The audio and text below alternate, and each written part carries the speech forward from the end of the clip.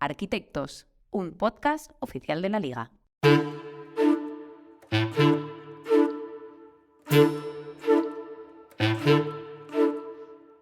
Si la arquitectura se define como el arte de proyectar y construir edificios, se podría considerar que los clubes de la Liga también cuentan con sus propios arquitectos, los encargados de proyectar y construir jugadores, luego personas, pero también equipos, plantillas.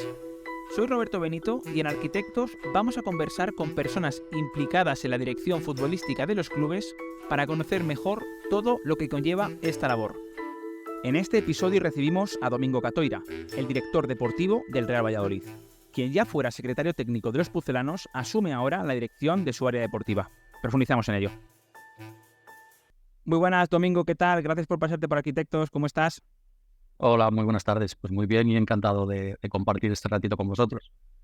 Muchas gracias por tus palabras, es un placer tenerte aquí, una persona que tiene ya años de experiencia en las direcciones deportivas, tanto como secretario técnico como en tu reciente papel de director deportivo. Hablaremos de todo este desarrollo, de toda tu carrera, pero como siempre me gustaría comenzar, por favor, que nos expliques, por favor, de dónde vienes, cómo se origina en ti la pasión del fútbol y sobre todo, cómo era ese Domingo futbolista. Bueno, yo creo que primero era un jugador muy antiguo porque estamos hablando de hace 30, 35 años prácticamente, ¿no? La verdad que como cualquier niño de barrio, en este caso de la ciudad de La Coruña, es donde empiezo a jugar, aunque a jugar tarde, con 14, 15 años es cuando empiezo a jugar de forma, digamos, por decirlo de alguna forma, federada. Y ahí es donde se fija un poco el deportivo en mí, haciendo ese reclutamiento que hacían los clubes de barrio, y es donde paso a formar parte de ese Real Club Deportivo de La Coruña, y es donde empiezo a competir de una forma un poco más seria. Y a nivel de características, pues lo que te comentaba, quizá un jugador anacrónico para ese tiempo, ¿no? Porque he visto luego el desarrollo del fútbol, la verdad que tenía unas características que fueron bastante más apreciadas en etapas posteriores.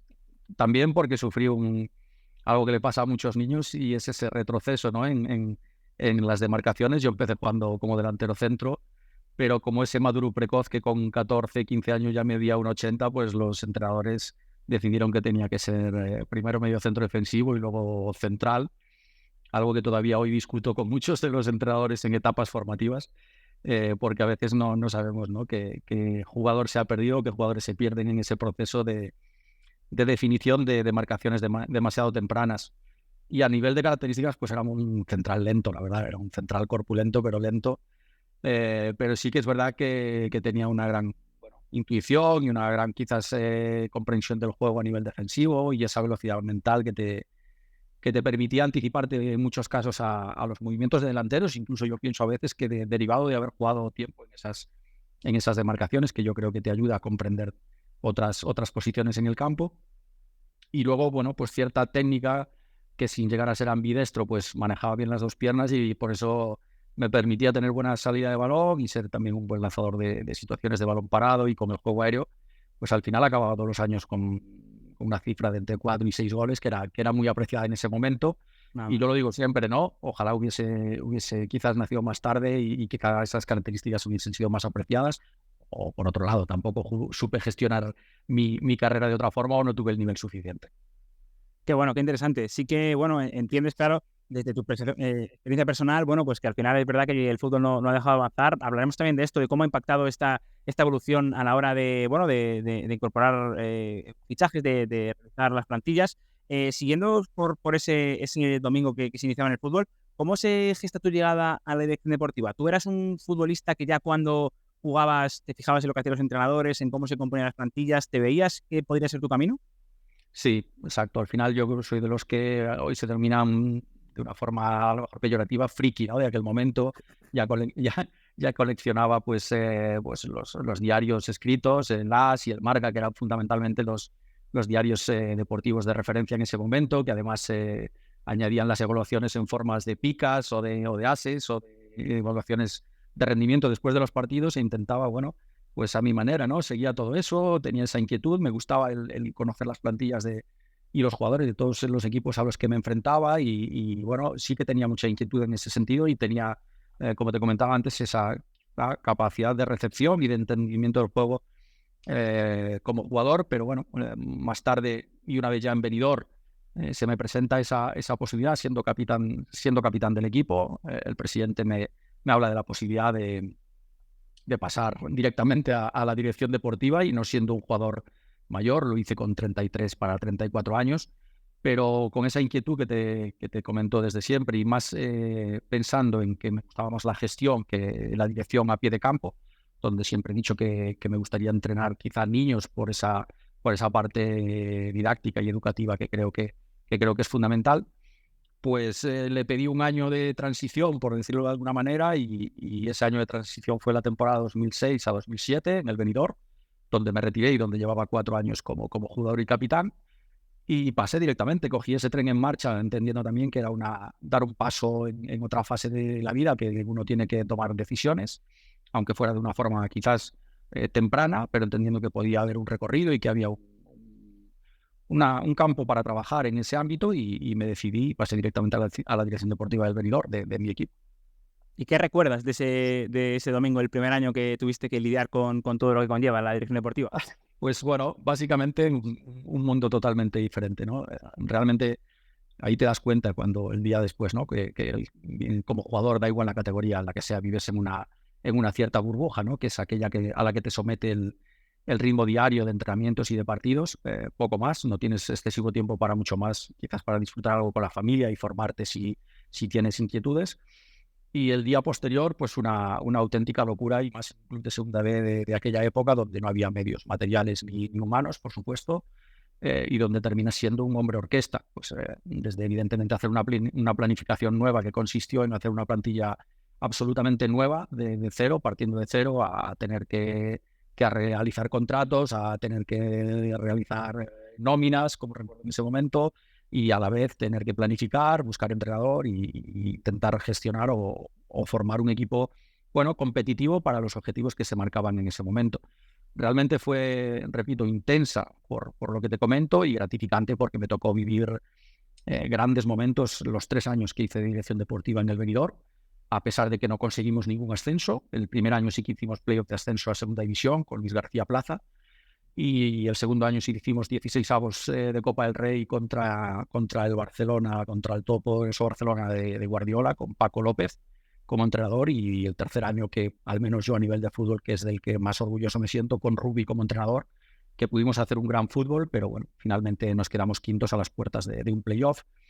Pero a nivel formativo y como ese paso posterior, para mí fue espectacular, y encontrar y sentirme ya un privilegiado, lo había sido como jugador, y empezar una etapa nueva y sentirme así, pues era algo que no me esperaba. ¿Recuerdas alguna decisión de la que te sintieras especialmente orgulloso? Sé que no os gusta demasiado hablar de determinados nombres o de alguna incorporación, porque al final esto lo carga el diablo, hay para todo, pero algo a nivel metodológico, alguna cuestión que tú dijeras, esto creo que va a ir bien, lo aplicaste y viste que fue bien más allá del corto plazo.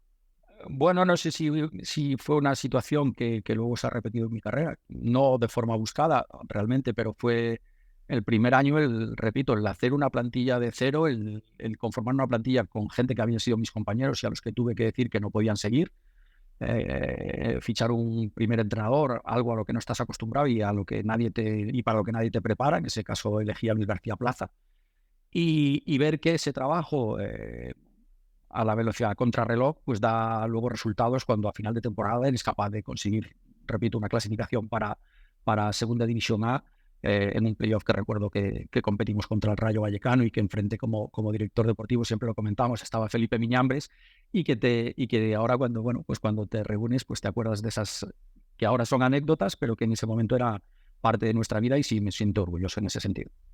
Qué bueno, qué bueno.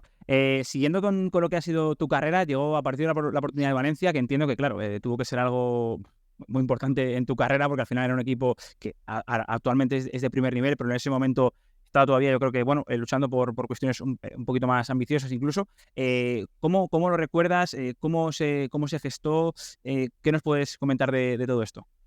Bueno, pues fue precisamente así. Al final de la tercera temporada, Braulio Vázquez, que estaba dentro de la Secretaría Técnica del Valencia Club de Fútbol, pasa a ser el nuevo director deportivo de ese Valencia Club de Fútbol, que tú muy bien dices, no es el de los años 2000, que fue campeón de Liga y finalista a nivel europeo, pero era un club top absolutamente y bueno, me llama, me ofrece la posibilidad de enrolarme en lo que es la Secretaría Técnica.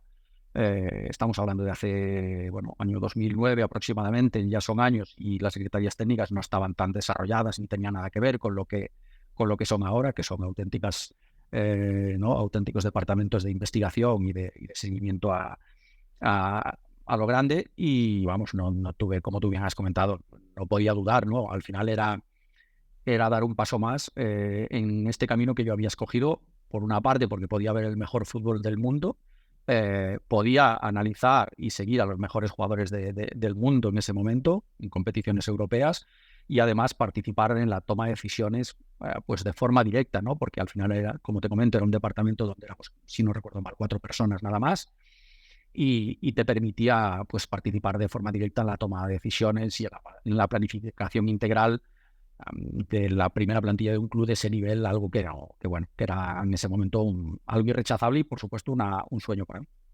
Imagino que a ti también te cambia mucho el panorama, ¿no? Porque al final los mercados que tienes que ver son completamente diferentes, ¿no? Al final, bueno, quizá para lo que es la estructura del Valencia sí que sirve todo el conocimiento que traes de lo que es el fútbol de segunda B de aquel entonces y demás, pero para el primer nivel te cambia completamente el paradigma.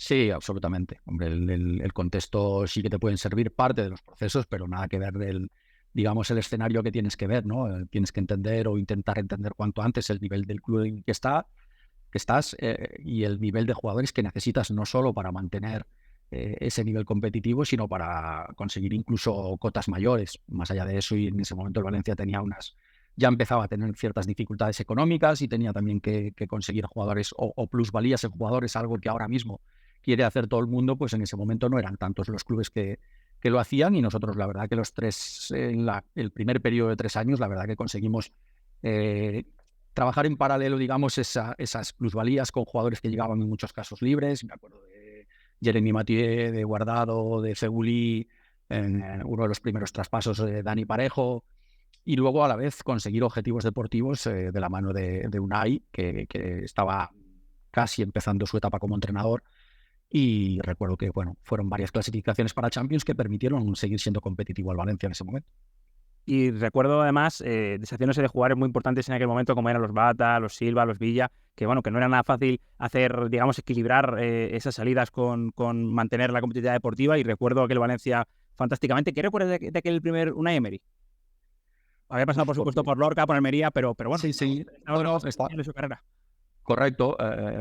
Ya se veía que era un entrenador con un extraordinario talento, sin duda, un entrenador con unas inquietudes por encima de la media para fijarse y querer aprender de todo el mundo. Cuando me refiero a aprender de todo el mundo, me refiero de otros entrenadores. Eso lo sigue manteniendo y por eso yo creo que su evolución no ha parado en todo ese tiempo como entrenador y por eso ha llegado a ser lo que es hoy en día, que es un entrenador top, ¿no?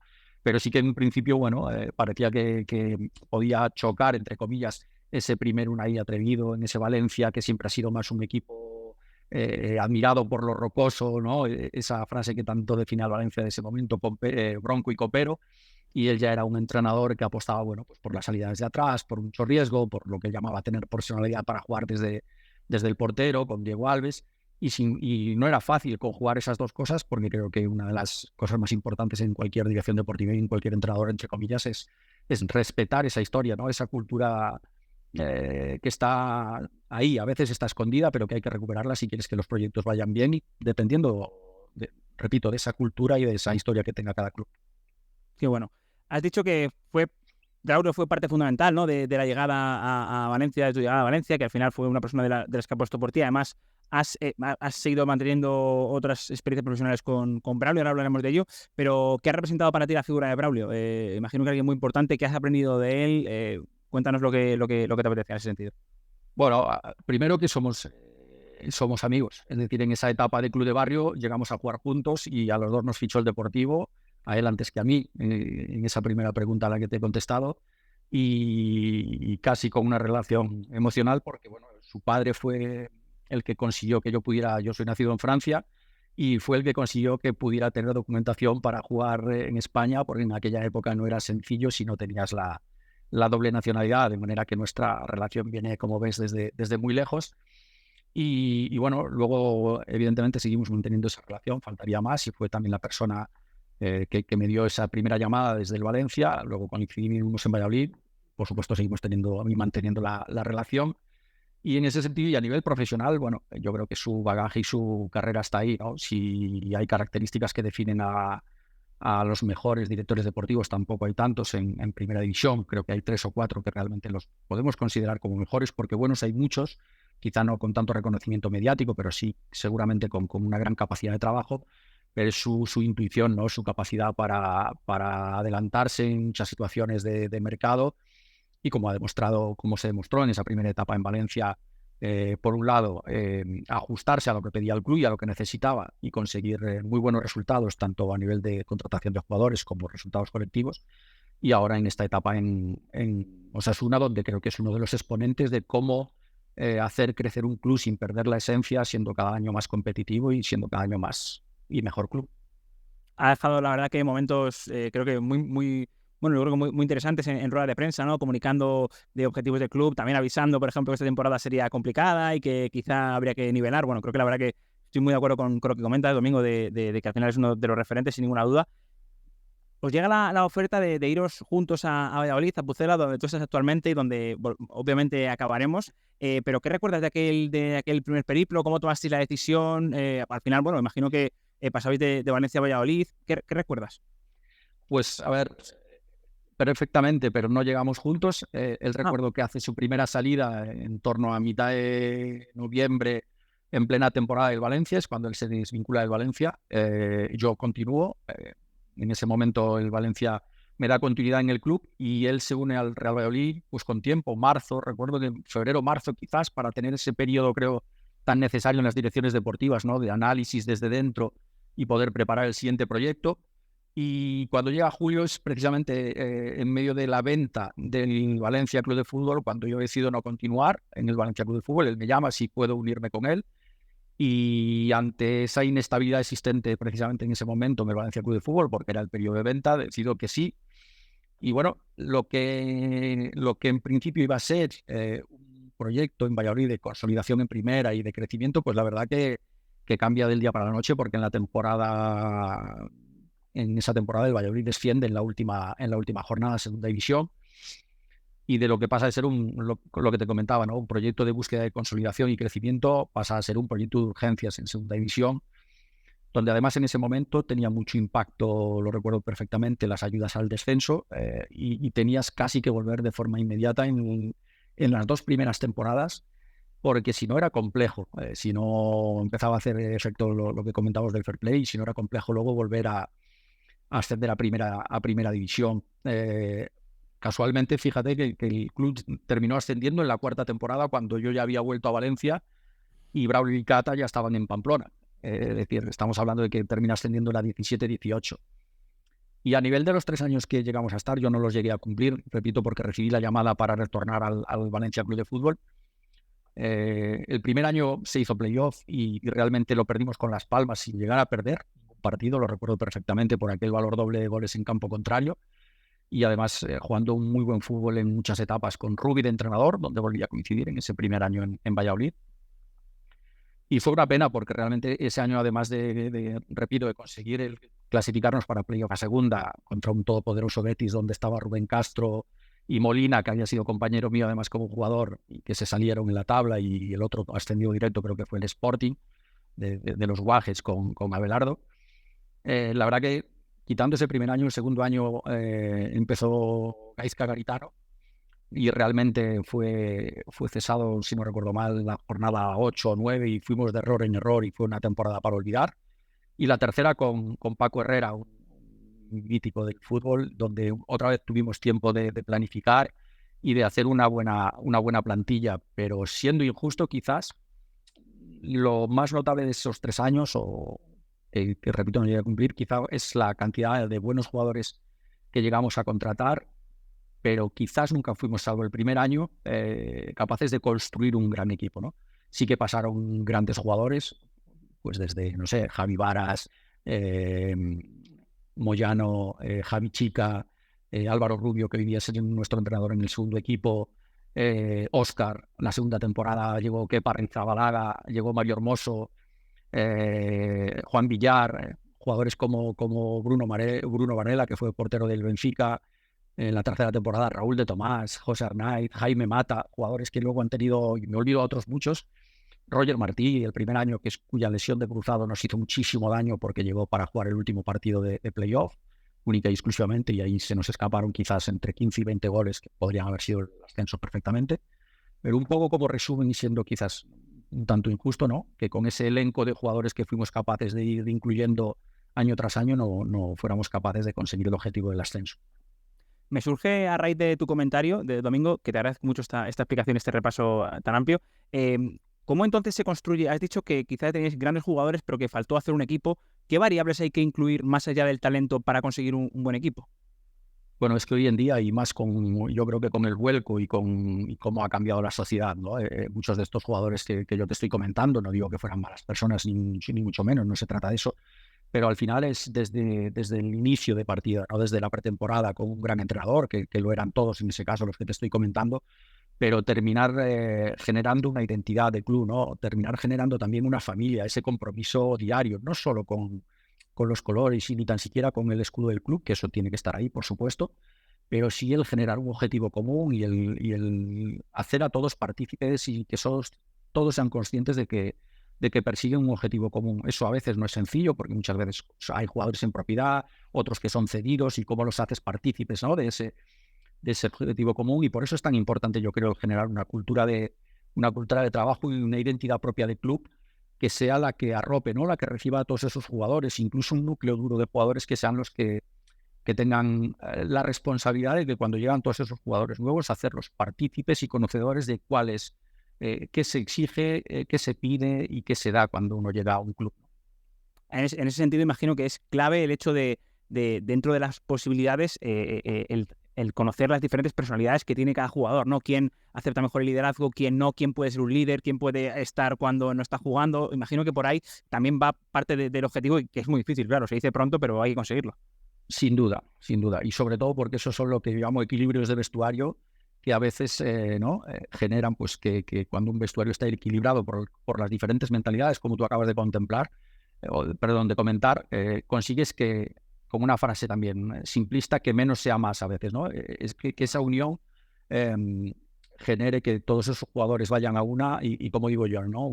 Una mala idea, pero defendida por todos, es una gran idea, y una idea extraordinaria, pero con división interna y con falta de visión colectiva, se puede convertir en una idea desastrosa. Me encanta esta reflexión que acabas de compartir. Siguiendo con lo que ha sido tu carrera, vuelves a Valencia, como has comentado. Tampoco me quiero detener, a no ser que tú ahora quieras comentar algo de eso. Sí que en lo que ha sido tu trayectoria, me interesa comentar contigo el salto que viste, parece natural, de ser secretario técnico a ser el director deportivo. Sucedió en Barcelona, en el Real Club Deportivo Español. ¿Cómo se maneja esto? Claro, entiendo que al final siempre llevas muchos años, siendo parte del equipo, pero la responsabilidad de dirigirlo, de marcar los objetivos, de llevar la batuta, ¿pesa mucho? ¿Te cambia mucho el panorama? Bueno, realmente se da de una forma natural ahí porque yo nunca me lo había planteado, sinceramente. Como te comentaba antes, yo había sido una persona que había trabajado en segundo plano con diferentes personas. No es aquello de que has trabajado toda tu vida con una sola persona, sino que yo vuelvo a Valencia de la mano de Vicente Rodríguez y Alex Anco, y a los pocos meses llega Mateo Alemán y Pablo Longoria, y también me mantengo con ellos.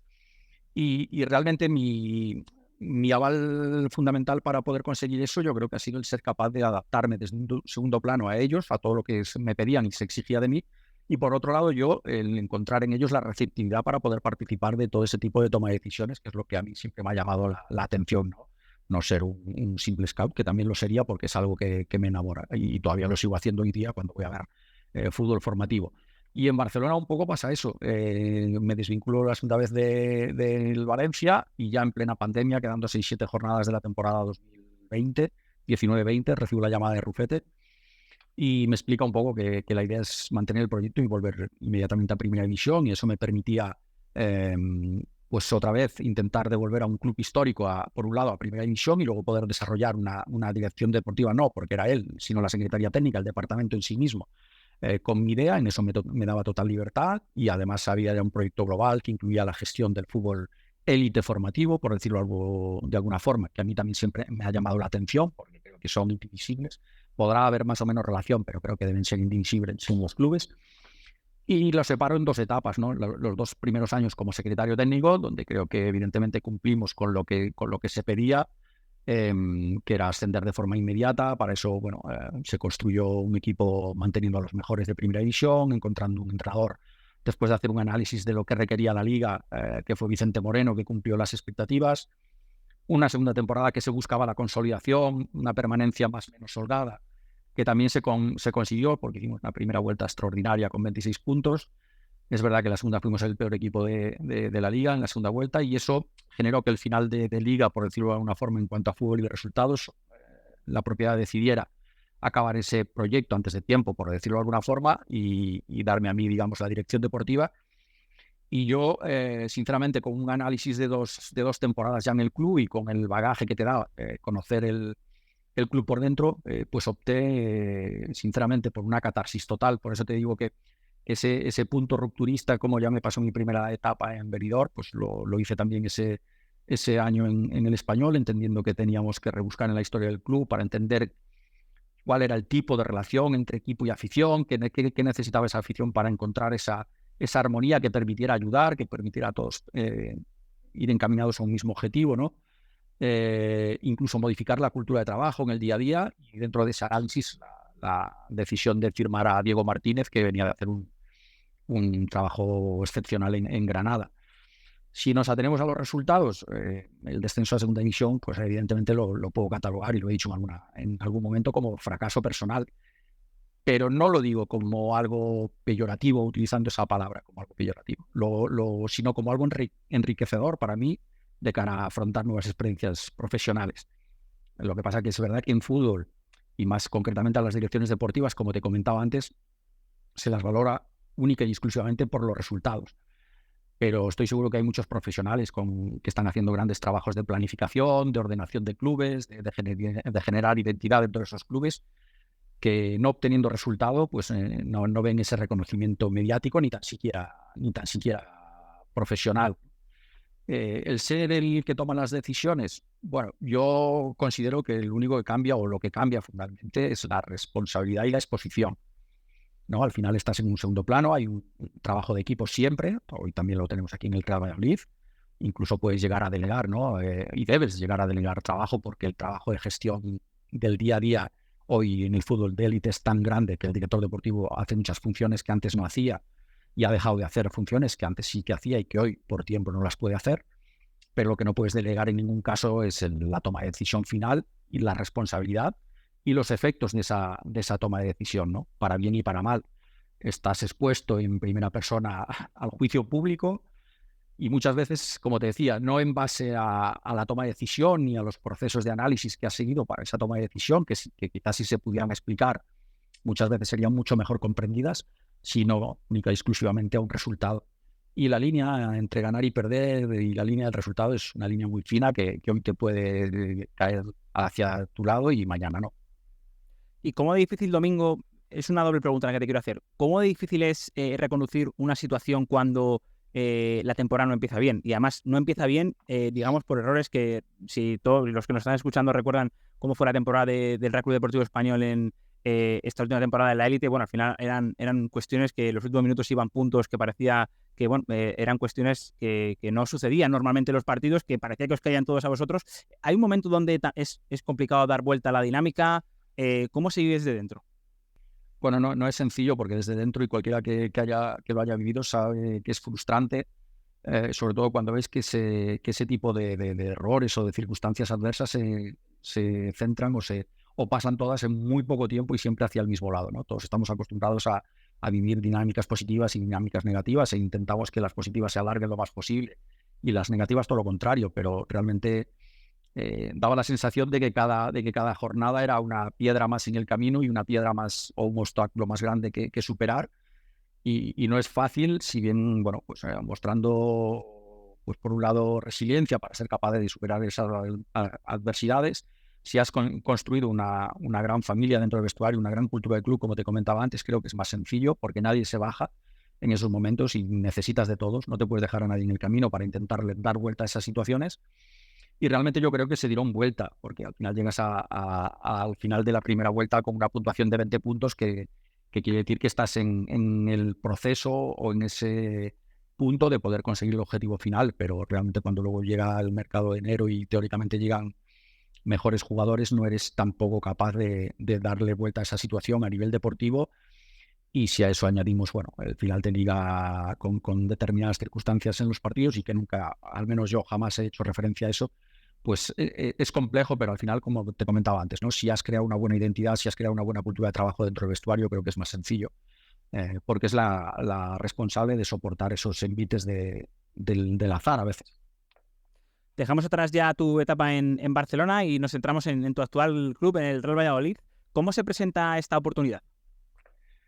Pues mira, una vez que acaba la temporada en el Real Club Deportivo Español y a pesar de que, bueno, en principio podía dar la sensación de que íbamos a continuar juntos, decidimos que no, y en agosto, y después de 15 años prácticamente sin tener precisamente vacaciones en los últimos 15, 16 años con mi familia, estaba de vacaciones y recuerdo además que fue un fin de semana, un viernes, que recibí la llamada del Real Valladolid comentando que iban a hacer un cambio inmediato, algo quizá a priori raro por las fechas, en la dirección deportiva, y que me parecía la posibilidad de unirme al proyecto.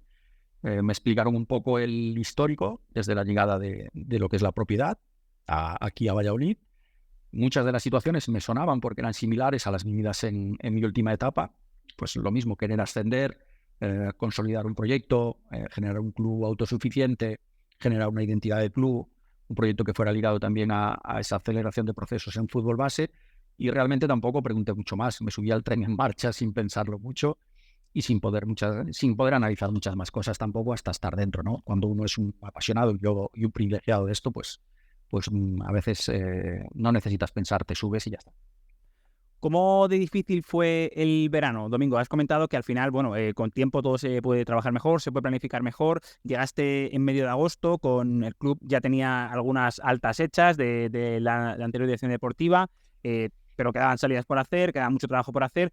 Imagino que el trabajo que tú vienes haciendo en el Real Club Deportivo Español, que al final, bueno, y toda tu carrera, siendo la misma categoría, pues bueno, pues en ese sentido sí que te ayudaría, pero imagino que hasta que te pones en dinámica y demás, pues serían días frenéticos.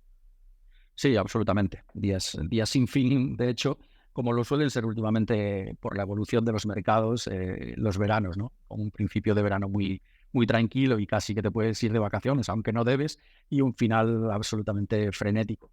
Lo primero fue intentar entender con el club y con el entrenador cuáles eran las expectativas, tanto a nivel clasificatorio como a nivel de construcción de equipo, y ahí buscar un equilibrio, ¿no? Entre lo que nos pide el cuerpo hacer y lo que podemos y debemos hacer para ser competitivos en esta división, teniendo en cuenta además que era el segundo descenso en 3 temporadas, con la bajada de recursos económicos que al final es muy importante.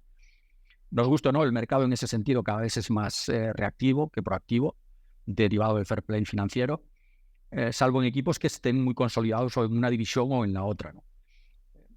Bajo mi punto de vista, eso le quita en parte valor a la planificación con tiempo y a esa planificación estructurada que puedes hacer a lo largo de un año, y quizá le da más valor a la capacidad de improvisación y en momentos finales del mercado.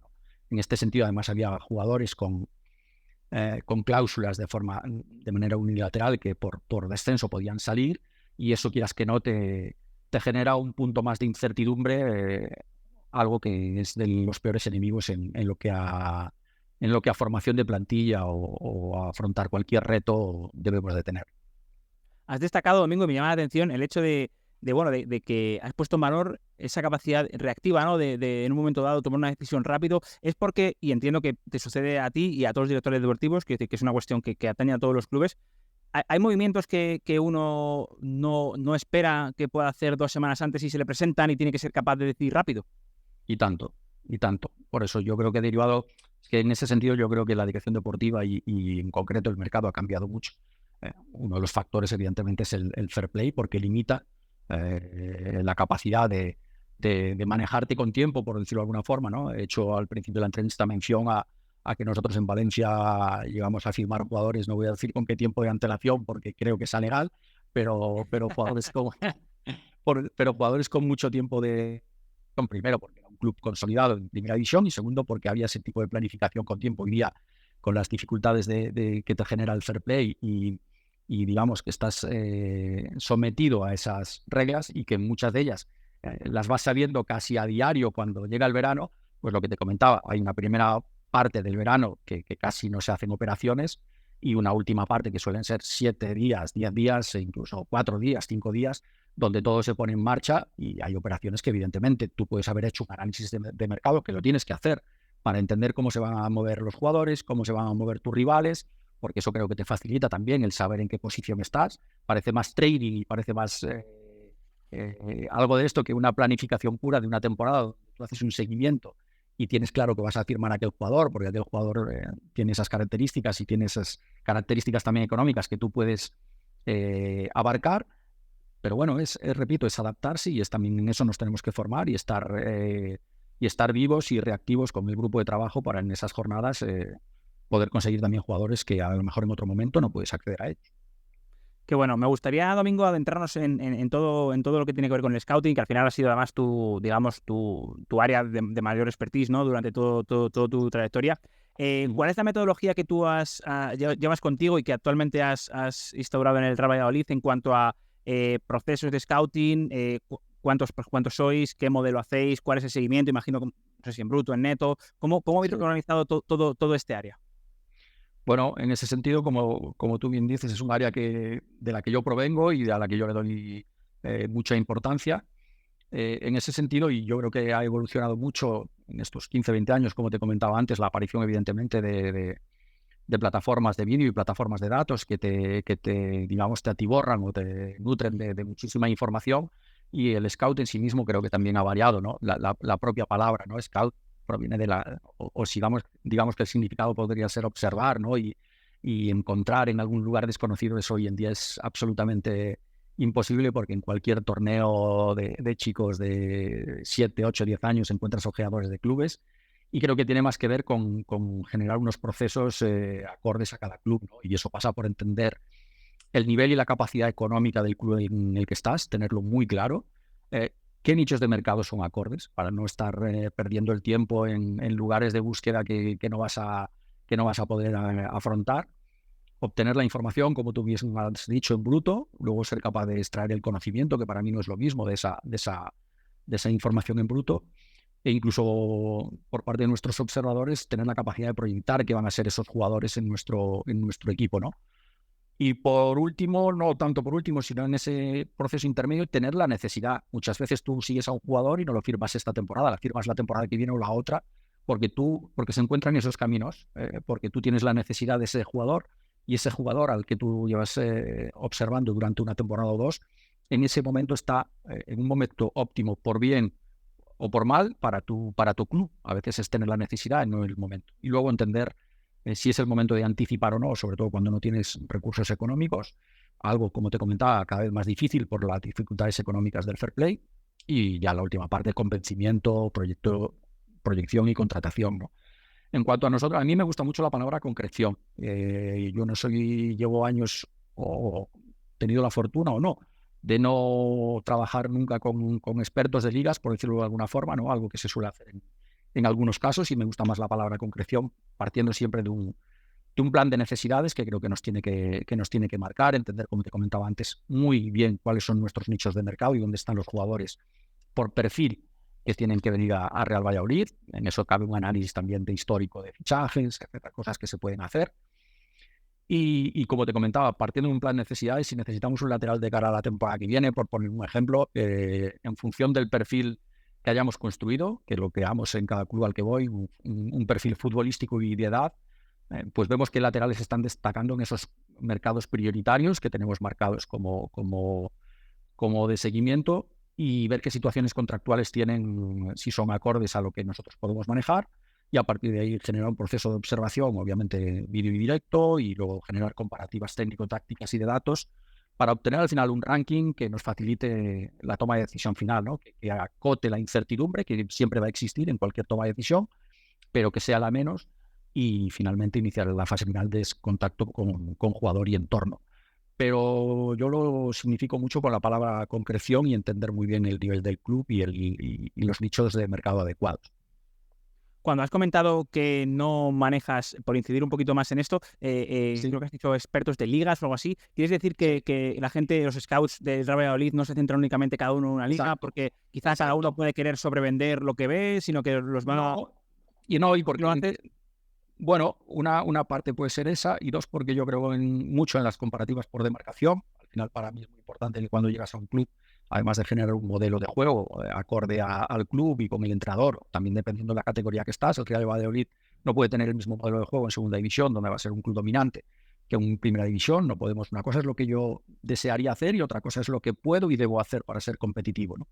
Y creo que discernir esas situaciones es muy importante.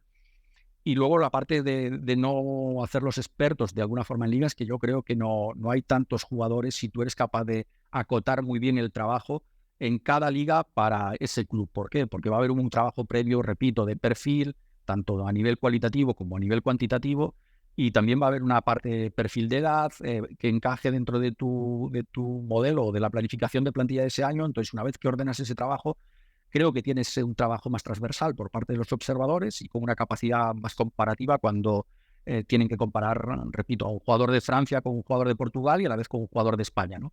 Mientras que si tienes durante mucho tiempo ese ojo centrado en ese fútbol, no sé en qué liga, Países Bajos, por ejemplo, te va a llevar otro tanto tiempo en luego, aunque hagas modificación de ligas o cambio de ligas, por decirlo de alguna forma, el extrapolar digamos, el nivel de una liga a la otra. Yo creo más en el trabajo transversal, yo le llamo trabajo más global, y creo que lleva un tiempo, evidentemente, adaptar esa capacidad por parte de los observadores, pero creo que una vez que se adapta, creo que para ellos es mucho más enriquecedor y creo que es mucho más transversal y a mí me ha dado resultados y por eso busco enriquecer el proceso, evidentemente, con la inclusión de datos ahora y otras cosas, pero no, digamos, varía la esencia del trabajo, por decirlo de alguna forma. ¿Y hasta qué punto influye la propiedad o el entrenador en la construcción de los perfiles? Y quiero ahondar un poquito más en esto de los perfiles porque tuve la suerte de acudir a una ponencia tuya en la Liga Business School, en el máster de Dirección, Metodología y Análisis, y recuerdo que comentaste esto. Bueno, al final, para la gente que no sepa, cuando logras un perfil y tú me corriges, Domingo, al final es un lateral derecho, necesitamos que de este nivel condicional con unos baremos, que te tantos pases, que tantos sean hacia adelante, que haya tantos centros, con este éxito. Exacto. ¿Hasta qué punto influye el entrenador y la propiedad en la creación de estos perfiles? ¿Los tenéis en cuenta, no? Sí, por supuesto. Bueno, en el caso de la propiedad, una vez que llegue aquí, de hecho yo creo que son las que tienen que generar el que quieren, ¿no? De su club. Al final nosotros somos dirigentes que debemos ejecutar esas ideas, pero en el caso de aquí del Real Valladolid, nosotros nos centramos además en una frase que dijo Ronaldo cuando llegó, que es creer juntos, creer siempre. No solo quiero ganar, quiero sentir, disfrutar y estar orgulloso de lo que hacemos, ¿no? Bueno, una frase un tanto filosófica, pero que digamos que es la esencia del modelo de juego que nosotros queremos implementar. En ese sentido, yo me subí a un tren en marcha con un entrenador ya que estaba aquí y evidentemente es pieza clave en generar esos perfiles porque digamos que de la mano tenemos que crear el modelo de juego acorde. Un poco lo que te decía antes, ¿no? Una cosa es qué queremos hacer, qué perfiles son necesarios para implementar dicho modelo, pero siempre buscando el equilibrio entre lo que queremos, lo que podemos y lo que debemos hacer para buscar objetivos acordes a los procesos, pero con una identidad propia, ¿no? Entonces es muy importante porque al final es el que alinea a los jugadores. Hoy en día firmar jugadores sin estar de acuerdo o sin estar dentro del modelo futbolístico, por decirlo de alguna forma, que está creando el entrenador o que estamos creando de la mano con el entrenador, sería darte tiros en el pie a ti mismo y sería ir contra natura absolutamente, ¿no? Luego ya habrá tiempo de ir consolidando ideas y modificando perfiles pues que retroalimenten y hagan crecer el modelo de juego y viceversa, ¿no? Porque es un modelo de retroalimentación positiva, sin duda. Ejemplos hay en España, la Real Sociedad, ejemplos hay en Osasuna que hemos comentado antes, ejemplos hay en Villarreal cuando da el salto con determinados perfiles de jugadores y consigue un título europeo. Y creo que no los puedes exportar, tú debes crear el tuyo propio. Y repito, una de nuestras primeras intenciones cada vez que llegamos a un sitio, es crear un modelo de juego por un lado, un perfil cualitativo. En ese sentido solemos preguntar al entrenador, solemos preguntar a los scouts qué conductas son necesarias por posición, qué priorizamos, repito, en función de la categoría también en la que esté el club ese año. Y luego ahora con nuestro experto de datos, pues generando también, todavía estamos en ese proceso porque apenas llevamos un mes, en general también el proceso, el perfil propio a nivel cuantitativo, ¿no? De esos datos que tú has comentado antes, que dentro de ese proceso son una variable importante, pero que son una herramienta de apoyo, no una toma de decisión. Yo veo, No sois como tú dices, flexibles, digamos. no, en absoluto. No, aparte, repito que esa relación con el dato, primero, no la podemos dejar de lado, porque el fútbol ha evolucionado de una forma extraordinaria y nosotros somos partidarios de utilizarlo. Yo soy partidario de utilizarlo en ese sentido, pero soy de los que confío, como tú has dicho antes, en el expertise del observador y en su capacidad, ¿cómo te diría yo?, para contextualizar y proyectar situaciones que sinceramente creo que el dato todavía no puede hacer, y no sé si en algún momento será capaz de hacerlo en fútbol, al no ser un deporte de acciones cerradas, como pueda ser béisbol, como pueda ser incluso baloncesto, quizás incluso balonmano, o incluso la parte de expertise que pueda tener un scout que lleve muchos tiempos, un observador, en evaluar la mentalidad y el espíritu competitivo que pueda tener un determinado jugador, algo fundamental hoy en los deportistas de élite, ¿no? Esta fase de evaluación de mentalidad, que para mí es fundamental y que incluso seguramente es un paso más que se pueda dar en este ámbito, en ser capaces de generar que haya, bueno, gente especialista, pues psicólogos que sean capaces de hacer ese análisis, ¿no?, de mentalidad y de conductas psicológicas en competición, que te ayuden repito, a acotar esa incertidumbre en la toma de decisiones y a tener más conocimiento para poder afrontar con cierta seguridad esa toma de decisión. El otro día, al hilo de esto, en el último episodio, Víctor Horta nos comentaba que, bueno, había otros deportes que se habían optado para hacer test psicotécnicos, que no sabía si en el fútbol podría llegar a ser. ¿Tú qué estrategias tienes? No sé si apoyas esto de ese test psicotécnico o no, pero ¿qué estrategias tienes a la hora de evaluar esa mentalidad de un jugador? ¿En qué te fijas cuando vas a verle? ¿Cómo detectas cómo siente? Bueno, lo que buscas es realmente cómo responde a momentos de, yo diría, por un lado de frustración o por otro lado de euforia, ¿no? Cómo responde incluso con respecto a la relación con compañeros, si son comunicativos o no, si cómo reaccionan a ese partido negativo y a esa capacidad de revertir esa situación con un grado de autoconfianza por encima de los demás. También creo que es necesario que en función de la demarcación que ocupen no le pides lo mismo, incluso a nivel psicológico, a un portero o a un delantero, que pueden tener probablemente capacidades psicológicas más cercanas el uno del otro, ¿no? Uno el que tiene que tener ese egoísmo bien encauzado, el del delantero, para continuar finalizando situaciones a pesar de que hoy tiene un día de cara a puerta absolutamente negativo, o ese portero que tiene que tener una capacidad de resiliencia brutal para sobreponerse a determinadas adversidades, ya que es el único que sí que está, ¿no?, sobreexpuesto a un error de una forma extraordinaria, o la capacidad de compromiso y de gratitud para con los demás que puedan tener los medios centros, ¿no?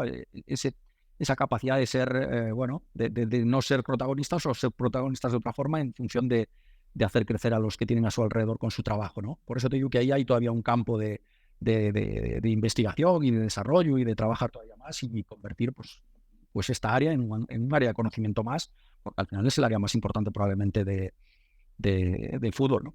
Totalmente, al final son seres humanos y al final que rindan al 100% es lo principal, más allá de sus cualidades. Al final un gran jugador que no llegue a exprimir su potencial, bueno, pues no vas a obtener todo su talento. Concretamente, hablando sobre las altas que ha dado el Real Valladolid este año, bueno, yo creo que hay todos grandes nombres, pero yo me quedo con nombres como Marcos Andrés, Sila, Montiel, Meseguer. ¿Cómo valoras tú sobre todo ese sprint final que disteis en el verano? Bueno, lo que te decía al final fue una carrera de velocidad, como tú has comentado antes. Para nosotros era muy importante, dentro de esa transformación de plantilla obligada por el tema económico que vengo resaltando, el encontrar jugadores. Todos estos jugadores que tú has comentado evidentemente tienen un nivel deportivo acreditado, pero por otro lado que también hubiesen vivido quizás que reunieran tres claves, por decirlo de alguna forma, ¿no? Elevar el nivel físico de la plantilla, por un lado, entendiendo que el fútbol que se desarrolla en segunda división no tiene nada que ver con el fútbol que se desarrolla en primera división. Esto es una opinión mía personal, muy, muy debatible, por supuesto.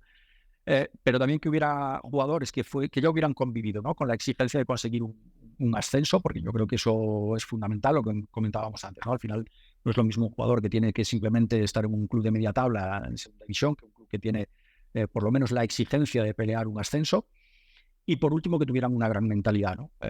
Repito, esa palabra para mí hoy día es fundamental, para continuar en esa generación de una identidad propia y de unas fortalezas interiores que sustenten o que sean la base de cuando vengan momentos delicados, que los habrá, porque al final es una liga muy compleja, muy larga, queda tiempo para muchas situaciones y esa mentalidad es uno de los resortes en los que nos tenemos que apoyar cuando, digamos, los resultados deportivos no sean tan positivos como lo están siendo ahora, por ejemplo, ¿no? Para nosotros era fundamental y que esos jugadores también fueran soporte de otros jugadores que teníamos pensado traer de otro tipo de fútbol y que necesitan una adaptación al fútbol español.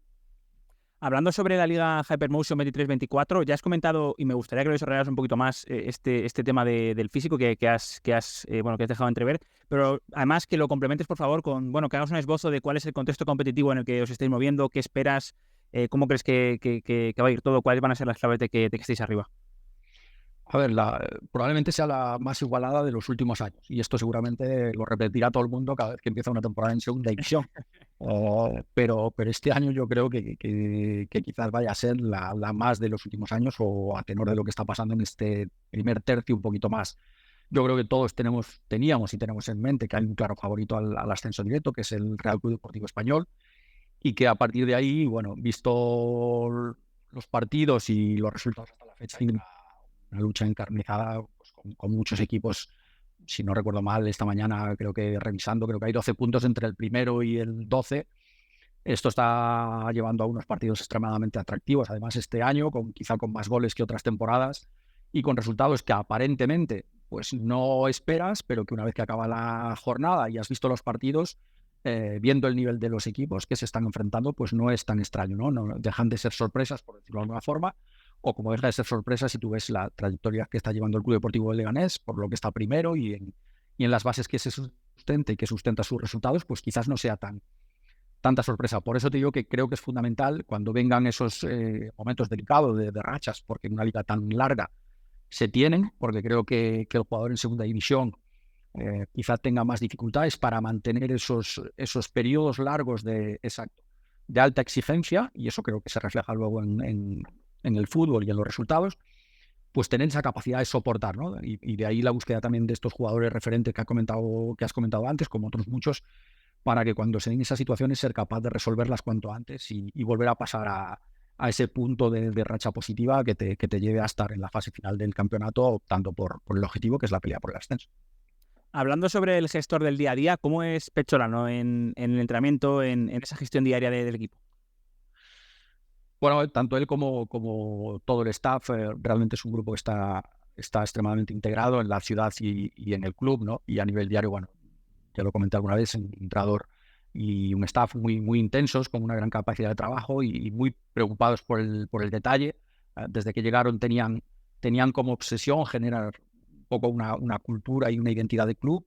Porque creo que es muy importante y yo también me sumé, repito, a esa corriente, porque también creo mucho en poder construir algo que trascienda más allá de los resultados obtenidos el tiempo que estemos aquí. Puedes trascender en eso, en la cultura o en lo que puedas dejar después. Y en cuanto al modelo, pues evidentemente él sabe que está en un club que necesita pelear por el ascenso y la idea era generar un equipo y un club dominador con pelota, pero bueno, ser protagonista evidentemente, porque para todos el Valladolid también probablemente sea un favorito, pero crear identidad a ese nivel con balón y siendo protagonista lleva mucho tiempo, ¿no? Y en ese proceso debemos ser capaces a la vez de ser competitivos e ir obteniendo resultados, ¿no? Que nos ayuden, por un lado, en el objetivo clasificatorio, como estamos ahora, y por otro, que nos permitan ir consolidando procesos dentro de ese modelo de juego que queremos implementar y que queremos que al final termine siendo, digamos, un referente dentro del club también, ¿no? Creo que estamos en un proceso de crecimiento continuo. Como te comentaba antes, el inicio de temporada fue muy complejo por el final de mercado, al estar 4 jornadas en el mercado abierto y por los momentos en los que llegan los jugadores, sobre todo momentos de forma.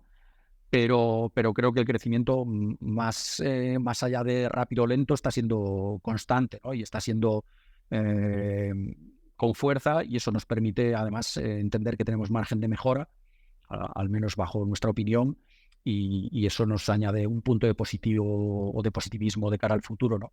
Además, teniendo en cuenta que lo conseguido hasta ahora es obra de los jugadores que están aquí, que han sido los verdaderos protagonistas, tanto ellos como el staff, pero también teniendo en cuenta que pues, no hemos podido contar con jugadores importantísimos como como Marcos André, al que hemos tenido 2 ratitos, o Javi Sánchez, ¿no? Que tampoco hemos podido contar con él en ninguno de los partidos.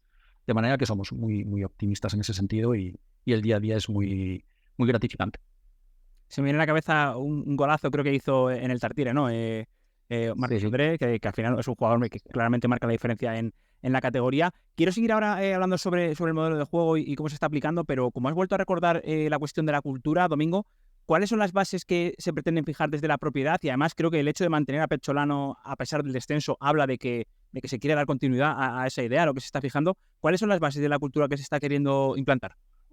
Bueno, un poco lo que te comentaba antes, ¿no? Que sea, digamos, el club el que genere, digamos, esa cultura del club y que cuando los jugadores vengan se reflejen las rutinas diarias, ¿no? En respetar a la entidad, en respetar a los jugadores, a cada uno de los empleados que está en el estadio y que es una parte más importante, ¿no? Que eso sea algo recíproco, que evidentemente todo el club está al servicio del primer equipo, porque evidentemente es la locomotora del proyecto, pero que ellos también tienen que entender que para que todos estén a su servicio y poder ofrecerles el mejor o la mejor cara cada día, pues ellos también tienen que ser responsables, tienen que ser profesionales en sus hábitos diarios, en cómo se comportan cuando llegan al club, en cómo se comportan digamos, bajo el escudo y cómo representan a la institución y, por supuesto, en el campo, que si evidentemente los elegimos a ellos es porque entendemos que están absolutamente capacitados. Para eso se han ido, lo que te comento, generando y haciendo también unas obras de infraestructura dentro del club para que ellos también puedan tener el mejor servicio profesional y ellos puedan obtener el mejor de los rendimientos para acabar, que todo eso redunde en el domingo, ¿no? El domingo en el campo, y que puedan llegar en el mejor de los estados en todos los ámbitos, como comentábamos antes, y obtener el mejor rendimiento de su parte. Que bueno, me quedo con que hay una parcela en todo esto que trasciende lo deportivo, puramente deportivo, ¿no? Que al final entiendo que sí que impacta en el césped, pero que tiene que ver, bueno, pues con la gestión del día a día, con cómo vivimos, con cómo nos relacionamos, ¿no? Todos los estamentos del club para generar, digamos, esa vía de que vamos todos remando en la misma dirección, ¿no? Volviendo a Pezzolano, al rendimiento actual del Valladolid, ya estamos encarando la recta final de Domingo. Imagino que sois conscientes de que por lo menos a nivel de, tanto a nivel de resultados, porque ahora mismo estáis bien, estáis arriba, pero también a nivel de modelo de juego, como decías, sí que estáis jugando como se espera y hay métricas que lo confirman, ¿no? Por ejemplo, en MediaCoach estáis arriba en datos como en ritmo de circulación, iniciativa de juego. A vosotros, más allá del resultado, Domingo, ¿tú te fijas en estas métricas para saber que estáis, además obviamente de tu ojo experto, de que sabes lo que ves, obviamente, pero te sirven a ti para saber que el equipo está en el camino que queréis, más allá de que lleguen a los resultados? Sí, lo que pasa que yo creo que es todo, ¿no? Yo creo que influye todo. Al final, si tú ves los primeros partidos de liga donde éramos precisamente todas esas métricas que tú comentas, de los últimos, o quizá estábamos en un lugar no acorde a lo que se supone como Real Valladolid, era precisamente porque no estábamos, digamos, redondos, por decir una palabra, como equipo, ¿no? En ninguna de las fases del juego, probablemente. Por eso te digo que eso ha ido derivando y eso ha ido creciendo a medida que el equipo también iba creciendo como encontrando una identidad, que es lo que buscamos, que no está del todo definida, pero que cada vez más se parece a lo que pretendemos, ¿no? Pero que esa identidad, repito, también nos permita obtener resultados, si no es un simple cuadro bien pintado, pero que no te ofrece nada a cambio cuando lo quieras vender, y nosotros lo que buscamos también es obtener resultados deportivos. Pero sí que lo que te lo comentaba antes, una de mis primeras entrevistas con el míster, la primera cuando llegué era entender qué buscaba él y yo también intentar equilibrar ese punto de decirle, esto creo que lo podemos llegar a conseguir porque creo que vamos a poder traer este perfil de jugadores y esto creo que no, y tiene que ir para más adelante porque necesitamos consolidarnos o necesitamos crear unas bases en nuestro juego para poder llegar a conseguir esos otros, ¿no? Esas otras métricas de las que tú hablas en las que podamos ser dominantes, pero por eso te digo que creo que estamos en un proceso de crecimiento constante una vez que se inició la liga con malos resultados y malos partidos realmente, exceptuando ese punto negro del partido de Eibar. Creo que los demás partidos en general ha sido de una ascendencia constante en muchas de las fases del juego y eso nos permite no solo ser optimistas, sino estar, bueno, relativamente satisfechos de haber podido conseguir en este poco tiempo lo que hemos conseguido y que además nos dé resultados hasta la fecha, ¿no? Qué bueno. Y entiendo que también parte de, lo has comentado tú antes, y quiero que lo desarrolles un poquito más, por favor, es, bueno, uno de los de los objetivos del proyecto es, digamos, generar todavía más jugadores que sean capaces de llegar al primer equipo, pues aumentar esa capacidad formativa y mejorar la calidad. ¿Has implantado algo concretamente en ese sentido, en el filial o en lo que es la escuela de Valladolid? ¿Algo que merezca la pena destacar y que se pueda compartir? Realmente implementar no, más que nada empaparme yo de lo que era el proyecto, que evidentemente lo conocía pero de lejos. Aquí se lleva trabajando tiempo con una aceleración de procesos muy importante, básicamente para poder compensar esa falta de nivel competitivo en categorías inferiores en la provincia de Castilla y León. Tener en cuenta que los jugadores de Castilla y León, pues casi hasta que llegan a División de Honor juvenil, pues el nivel competitivo, puramente hablando de la provincia, es más bien bajo, y eso evidentemente imposibilita que los jugadores del Real Valladolid, digamos, lleguen con cierto nivel competitivo a determinadas edades. Eso se intenta compensar con una aceleración de procesos que yo conocía, digamos, de lejos, y con la que además estoy totalmente de acuerdo en ese sentido. Hay un modelo de fútbol formativo que creo que es acorde, porque creo que es atractivo, creo que atrae también al jugador para venir al Real Valladolid, y esa aceleración de procesos acerca de esos jugadores antes al fútbol élite que en otros lugares, y eso creo que es una parte o es uno de los pilares también del proyecto que te comentaba antes. Y lo que tenemos que, además hay un trabajo muy importante desarrollado ya ahí, tanto por Diego López, el director de cantera, como Álvaro Panedas, que es el responsable de gestión del Real Valladolid Promesas, y eso lleva a que ahora mismo, por ejemplo, en todas las categorías inferiores en selección nacional tengamos uno o dos representantes, ¿no? Álvaro Aceves y David Torres en sub-21, Coque y Garry en la sub-19, Arnau, Pascu y Víctor en la sub-17, y eso habla muy bien del trabajo realizado hasta la fecha.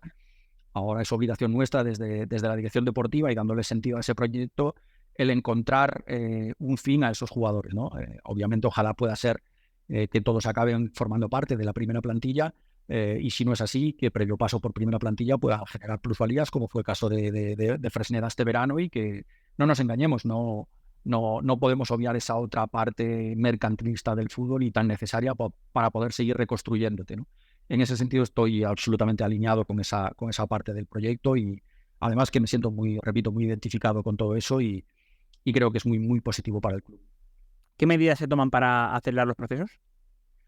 Bueno, básicamente adelantar, digamos, por ponerte un ejemplo, nosotros en el filial, que ahora mismo está en mitad de la tabla de segunda red, y que para nosotros no es un objetivo deportivo los resultados, no es algo que nosotros prioricemos, mucho menos, y simplemente que no desciendan a tercera red por un tema de dejar de ser un foco atractor para posibles fichajes futuros de jugadores. Tampoco, pues, no es necesario estar en primera red si realmente crees en el modelo y en el proyecto, pero tampoco tienes que estar en tercera red por el salto tan grande que existe.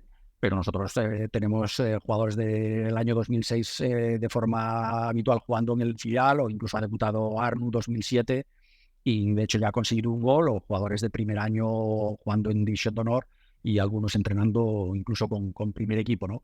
Es una forma, repito, generamos proyectos, yo llamo siempre que deben ser proyectos individuales, ¿no? Cada uno lleva su tiempo, cada uno tiene sus características, no podemos tratarlos a todos por igual. Sí, en cuanto a normas, por supuesto, pero debemos de entender muy bien el crecimiento de cada uno y para qué está cada uno, porque evidentemente es un modelo muy atractivo, pero un modelo que genera, no sé si la palabra ineficiencias es adecuada, pero sí pequeños terremotos que tienes que ir teniendo en cuenta para que no se te convierta en algo negativo, y sí siga siendo algo positivo como foco de atracción para el futuro. Qué bueno, qué interesante, Domingo.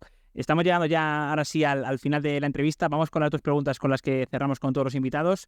La primera sería que compartas, por favor, con nosotros alguna figura del fútbol que a ti te haya marcado, ya sea en el terreno personal o en el profesional. Bueno, a ver, de pequeño yo empecé a jugar tarde, pero de pequeño a los primeros que recuerdo es Johan Cruyff, pero si alguno me marcó y quizás fue Franz Beckenbauer. De defensa. Exacto. De hecho, luego cuando un poco, pues a nivel futbolístico termino retrasando mi posición casi de forma natural, y de influir y trascender el juego del equipo desde una posición tan retrasada, ¿no? Además tuve la fortuna también, aunque es de otra época, luego cuando estuve en el Deportivo B, de que estuviera Miroslav Jukic en ese Superdeport, otro jugador de una jerarquía extraordinaria y te comento, o te repito, de ese perfil de jugadores pues me fijaba prácticamente en todos, ¿no? En Augenthaler, en Baresi, en los Gica Popescu, Miodraguelo de Dici, Maceda, Sanchís y Hierro en España. Bueno, ese perfil ya te digo, de jugador de jerarquía que tenía esa capacidad de liderazgo y esa capacidad de dominio dentro del campo, ¿no? Esos son difíciles de encontrar en el mercado, ¿eh? Bueno, es que yo creo que ha evolucionado tanto el fútbol que no existen directamente. Creo que hoy día tienen otras características, pero no esa capacidad, como te comentaba antes, ¿no? De trascender en el juego, ¿no? Desde una posición tan retrasada, todavía hay, pero bueno, la evolución del fútbol ha ido hacia otros derroteros, ni mejor ni peor, hacia otro fútbol diferente, pero estos eran auténticos popes, ¿no? Del manejo de sus propios equipos. Y vamos con la última. Si puedes compartir con nosotros algún hábito que tú tengas diariamente, semanalmente, mensualmente, algo que tú suelas hacer, ya puede ser desde el terreno de la... me saldrá. Cuando tienes una manía, el terreno de la manía o alguna cuestión más, digamos, normal, pero que a ti te ayude a centrarte y a realizar tu labor. No tengo hábitos especiales, lo que sí soy una persona muy rutinaria, muy ordenada quizá en los horarios, muy pulcra en la puntualidad, y cuando cualquier tarea que tengo marcada se me escapa, ¿no? de ese orden de horario, pues me cuesta, parece que me descentre y no tengo grandes dificultades o grandes manías en ese sentido, pero sí una persona muy rutinaria y muy por el orden, por decirlo de alguna forma. En cuanto a hábitos, bueno, cualquier sobremesa de fútbol como una buena copa de vino, creo que es un buen hábito en todos los sentidos, ya sea de fútbol. Eso es inmejorable. O de cualquier otro hábito. O habrá debate de cualquier otro hábito. Así es. Qué bueno, Domingo. Pues nada, con esto cerramos. Ha sido un auténtico placer, de verdad, tenerte aquí con nosotros en Arquitectos y te deseamos la mejor de las suertes, obviamente, en el Real Valladolid. Muchas gracias, Domingo. Muchas gracias a vosotros y muy encantado de compartir este rato. Muchas gracias, de verdad. Gracias. Gracias. Si queréis seguir aprendiendo más sobre todo lo relativo a la dirección deportiva, seguramente os interese saber que la Liga Business School tiene un máster llamado Dirección, Metodología y Análisis en Fútbol, una formación que imparten los mejores profesionales de este ámbito y que aborda la complejidad del fútbol desde una perspectiva multidisciplinar y transversal. Podéis consultar más información sobre este máster y otras opciones formativas de campos como el derecho o el marketing deportivo en business-school.laliga.com o buscando la Liga Business School en las redes sociales. Con esta recomendación nos despedimos. Gracias por vuestra atención. Nos vemos en el siguiente episodio.